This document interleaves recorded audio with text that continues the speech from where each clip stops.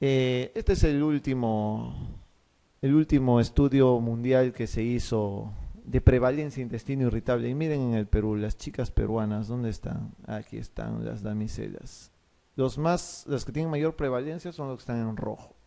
Entonces las peruanas son recontra irritables, ¿cierto? Las peruanas, ¿qué país es este? India, Mongolia, China, perdón, India. No saben geografía, malditos. Básicamente, tener en consideración lo siguiente. Muchas veces estos países de acá que aparecen, que están en blanquito, dicen que tienen casi nada, ¿no? O sea, tú dirás, no tienen síndrome de intestino irritable, pues no es cierto. Hay un país, por ejemplo, en la parte del Medio Oriente, donde la gran mayoría de los pacientes diagnosticados en el estudio son varones. Entonces tú dices, qué raro, ¿no? O sea, una tendencia masculina de intestino irritable donde mundialmente no lo es. Lo que pasa es que allá las mujeres no tienen derechos y las mujeres no van a los consultorios usualmente. Entonces, al no tener tantos derechos para acudir a sistemas de salud, los pacientes que acuden por intestino irritable suelen ser mayormente varones y la estadística se altera notablemente. Entonces son países donde supuestamente hay bajo intestino irritable y la mayoría son varones. Es porque el machismo en esa zona es mucho más marcado, entonces se altera un poco la incidencia y la prevalencia de esos casos, ¿no? Este estudio que está hecho en Perú está hecho en Lima, en 5 distritos de acá, está hecho en la selva, y hay uno creo que es en Norte Chico más, que son 3 estudios grandes. Y sí, la prevalencia es alta, ¿no? En poblaciones socioeconómicas altas y bajas, la prevalencia de intestino irritable es alta, ¿no? Más del 20% de la población. Miren, los médicos generales, el 25% de los que consultan, la gran mayoría lo ven los médicos generales. A partir de junio ustedes ya no van a ver eso entonces, ¿cierto? Lo que ya serán especialistas, verán un poquitito nada más. Entonces los 75% si no consultan, la gran mayoría no le dan mucha importancia a esto. El intestino irritable tiene variedades. Hay predominio diarrea, predominio dolor y predominio constipación. Son variedades. Usualmente lo típico es diarrea y constipación. Hay unos en los que predomina más la diarrea y otros en que predomina más la constipación. Pero hay otros también que predominan de repente el balonamiento. Este es el cuadro que quiero que recuerden para los síntomas, ¿no? La paciente que tiene intestino irritable, o el paciente, no voy a hacer discriminar en este caso, pero es para que recuerden más que es una mujer que puede tener todo esto que ustedes ven, todo esto. Puede tener dolor de cabeza, síndrome de Zika, trastornos de la deglución, dolor torácico, náusea, dispepsia, fibromialgia, dolor de columna, dolor de espalda, lagrimeos, estornudos, todo lo que ustedes quieran. O sea, la paciente que tiene intestino irritable se queja de todo, absolutamente de todo, absolutamente todo. Todo le duele en el momento de la consulta. Entonces, es algo que tiene que ser considerado probablemente como un problema de asociación funcional y el problema de alteración psicológica de todas maneras. Incluso hasta dolor mandibular al momento de masticarse. Realmente es una variedad bien, bien marcada de síntomas. Fisiopatológicamente, ¿cuáles son las causas? Y ese es el gran problema nuestro, ¿no? No se puede hacer un tratamiento adecuado porque no tenemos la causa exacta.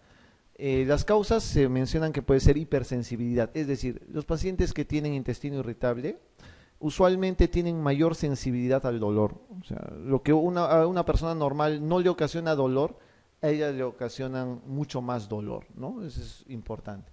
Trastornos en motilidad, neurotransmisores, los factores psicosociales, como he dicho, que son factores estresantes y que producen mayor alteración, pueden causar intestino irritable. Y la infección, eso es algo que se está postulando, que infecciones previas o gastroenterocolitis previas, por ejemplo, puedan predisponer a intestino irritable posteriormente. Eso también está en estudio y está en algunos casos demostrado.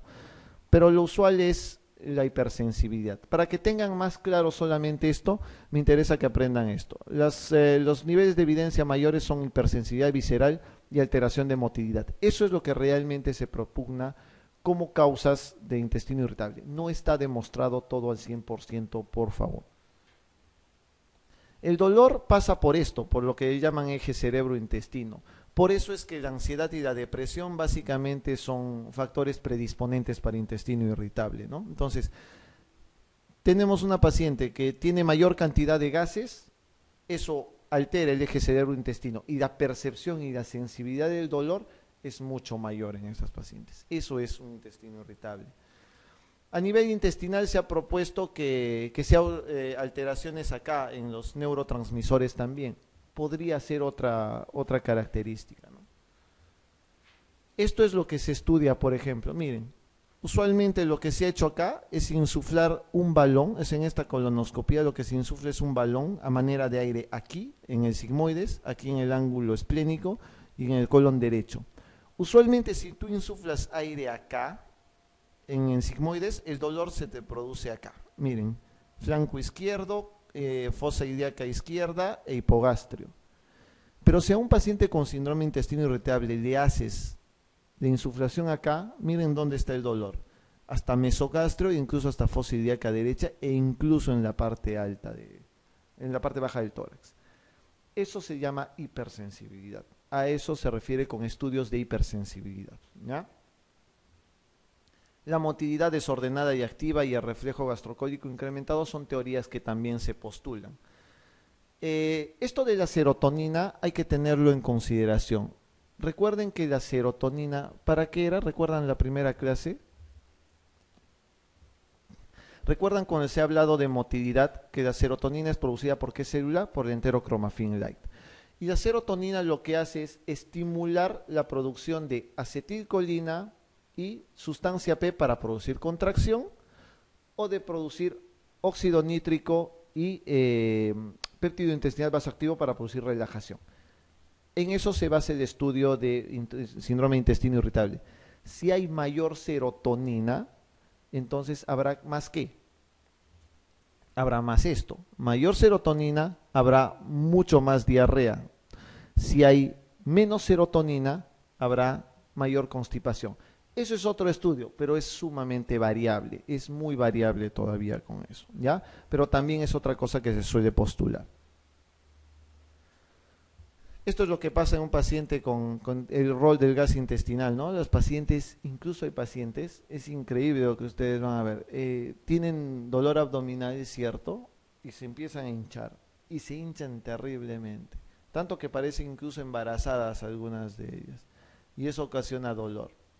Hacen su deposición, baja eso y calma el dolor. Típicamente puede pasar eso. Sintomatológicamente llama mucho la atención porque hay mucha distensión. Eso puede pasar en pacientes con intestino irritable. Entonces ya saben, puede haber áreas de espasmo que produzcan dolor también por mayor hipersensibilidad. El eje cerebro-intestino, no lo olviden, problemas de ansiedad y depresión que pueden producir esa alteración. En conclusión, el intestino irritable, para que lo tengan más claro, es una percepción alterada o incrementada del dolor, básicamente, ¿no? Por favor, no olviden que es un problema funcional y que es un diagnóstico de descarte, totalmente de descarte, ¿ya? Después de que han terminado de descartar todas las causas que le ocasionan el malestar al paciente, recién diagnostican intestino irritable. Se especula que los mastocitos podrían realmente estar inmiscuidos en esto. ¿Por qué? Cuando se hacen estudios de alergia alimentaria, se ha visto que se ven síntomas de intestino irritable en algunos de los pacientes. Entonces, de repente la alergia alimentaria y la degranulación de los mastocitos pueden producir síndrome de intestino irritable. Otra teoría más, varias teorías. Esta es la otra teoría que les mencionaba, el síndrome de intestino irritable postinfeccioso. Pacientes que han tenido antes cuadros de enterocolitis o cuadros de infección por Campylobacter, Salmonella, tiempo después desarrollan síntomas de intestino irritable. Otra asociación más. Como les digo, hay tantas asociaciones que a veces queda en el limbo absolutamente todo lo que les menciono. No les van a preguntar quizás algo así, van a ser un poco más concretos para el examen con eso, mucho más concretos, ¿no? ¿Qué síntomas puede presentar un paciente con intestino irritable, por ejemplo? Les ponen dolor, distensión, balonamiento, pero les ponen hematoquesia y eso deben de marcar, ¿no? Eso es lo que deben de aprender más de intestino irritable, ¿no? Lo ideal es que el diagnóstico sea clínico. El diagnóstico tiene que ser clínico y se utilizan los criterios de Roma que les he mencionado al inicio, ¿no? El punto es este, y esta es la causa de por qué les digo que tienen que hacer el diagnóstico diferencial. Y tiene que ser de descarte, porque todas estas patologías pueden simular un intestino irritable. Cáncer de colon, los pólipos colónicos, enfermedad inflamatoria intestinal, todo eso tiene que ser descartado antes de hacer un diagnóstico de colon irritable o de intestino irritable. Estos son los signos de alarma, muy parecidos a los que les he mencionado cuando había cáncer de estómago. Si hay baja de peso, olvídense de intestino irritable. Si hay sangrado digestivo, olvídense de intestino irritable. Si hay anemia, olvídense de intestino irritable. Si hay masa abdominal palpable o constipación pertinaz con estudio, olvídense de intestino irritable. ¿Qué opciones terapéuticas hay? Cientos de opciones terapéuticas, hay un montón de opciones terapéuticas. Acá, lamentablemente, actualmente no existe un diagnóstico, un tratamiento de elección para esto. Ustedes van a encontrar un montón de bibliografía donde van a haber tratamientos múltiples. Incluso las empresas farmacéuticas lucran un montón con tratamientos para intestino irritable. Lo ideal es que aprendan solo este esquema de acá.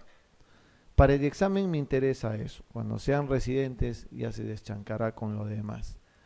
Para el predominio dolor lo que puedes utilizar es antiespasmódicos, ¿no? Por ejemplo, trimebutina, mebeverina, esos son antiespasmódicos típicos. Iosina, buscapina no se utilizan realmente, ¿ya? Esos no son antiespasmódicos para intestino irritable. Lo que se utiliza es trimebutina o mebeverina, usualmente. Si hay predominio diarrea, usan loperamida. Fundamentalmente, loperamida, ¿ya? Si hay predominio constipación, doctores, o sea, si está estreñido el paciente prioritariamente, polietilenglicol es lo primero que deben de utilizar, polietilenglicol, PEG. Lo otro es utilizar lactulosa, se puede utilizar lactulosa, ¿ya? Pero la lactulosa produce mucho gas y puede complicar un poco el cuadro.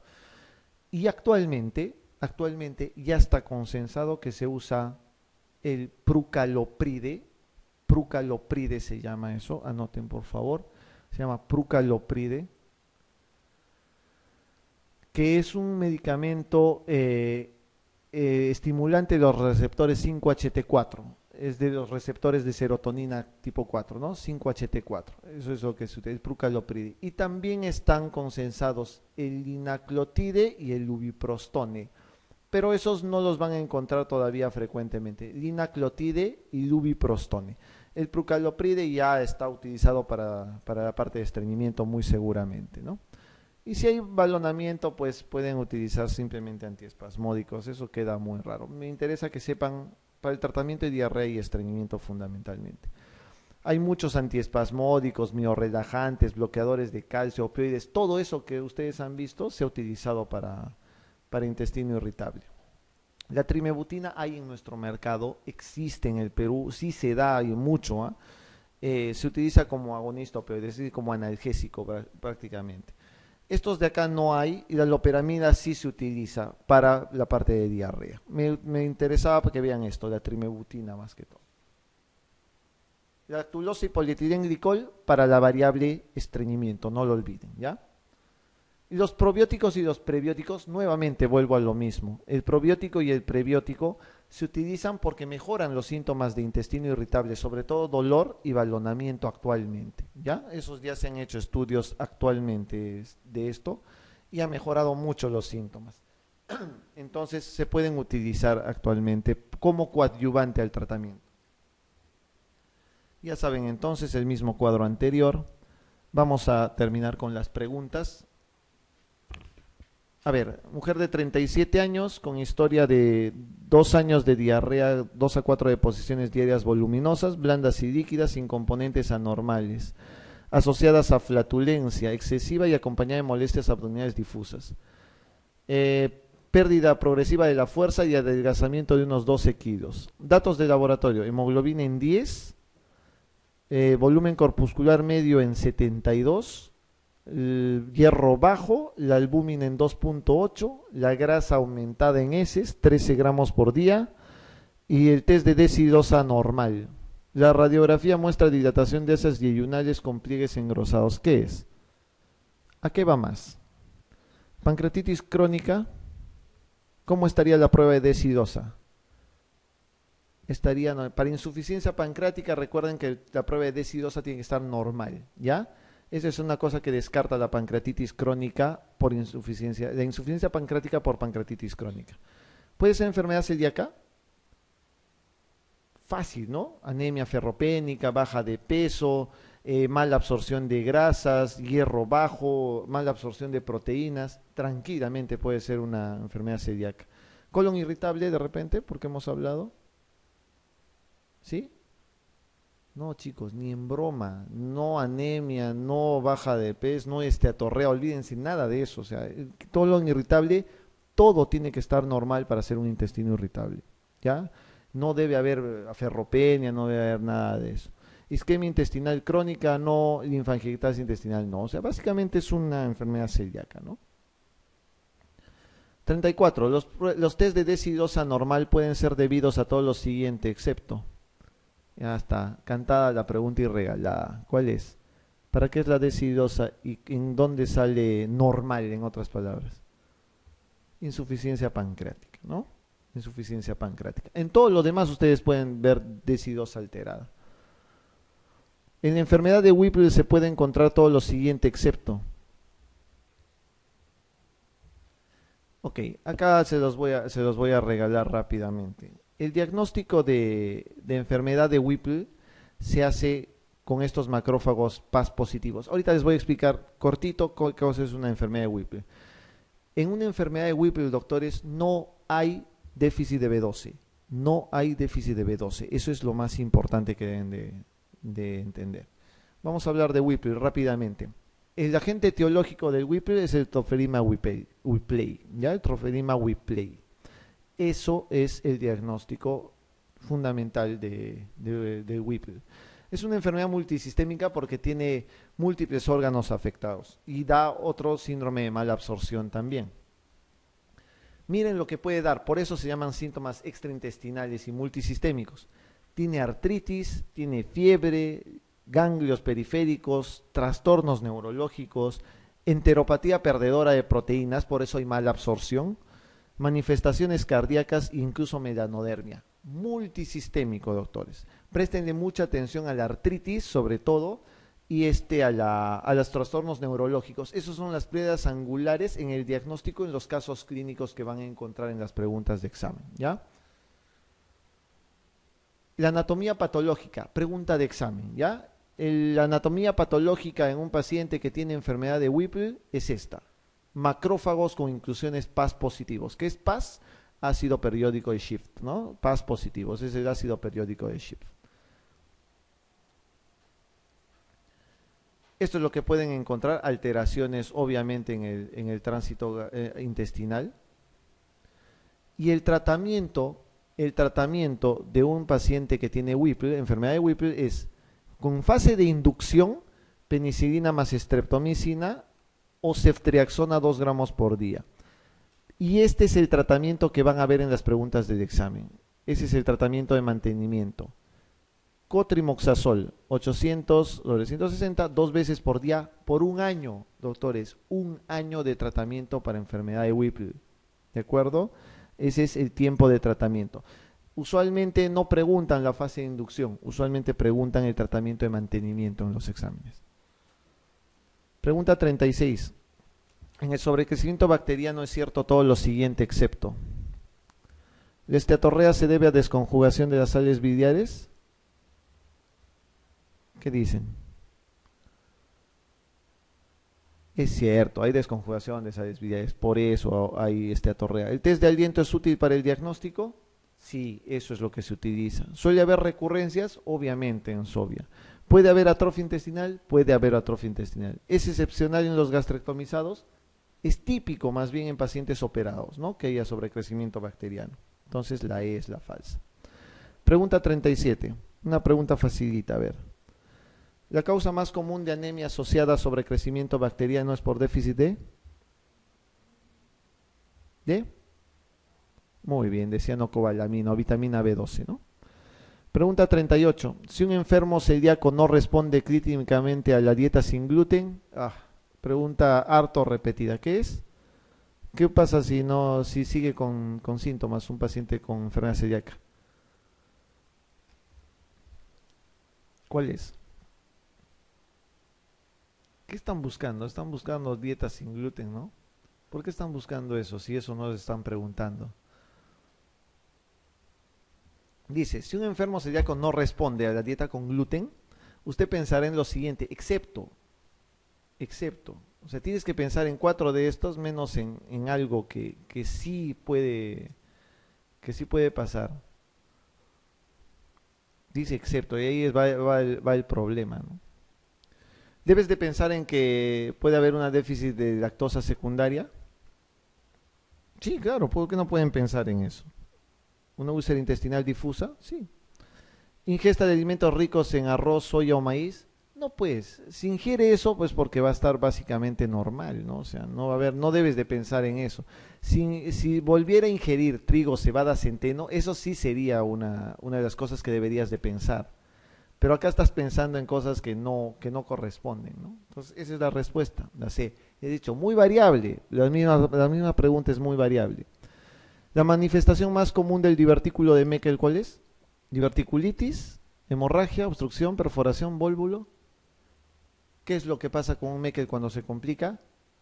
Típicamente sangra mucho y sobre todo en pacientes jóvenes, ¿ya? El divertículo de Meckel sangra, es la manifestación más común. ¿Hay diverticulitis de Meckel? O sea, ¿se puede inflamar el divertículo de Meckel?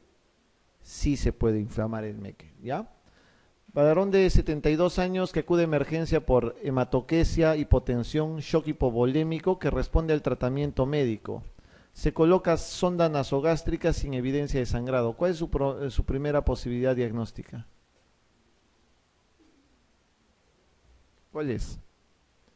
72 años, hematoquesia, hipotensión, shock. Sonda nasogástrica sin evidencia de sangrado. ¿Para qué? Por las puras está la sonda ahí, ¿no es cierto? Es un sangrado bajo. La causa más frecuente, divertículos, lejos. Paciente con eliminación de 20 gramos de grasas en 24 horas. Una esteatorrea de la patada. Y prueba de decidos alterada. ¿Cuál de las siguientes pruebas diagnósticas le parece la indicada? ¿Qué le dan? ¿Qué hacen? ¿Le hacen una endoscopía? ¿Le hacen pruebas de tensión pancreática? ¿Curva de glicemia tras carga de glucosa?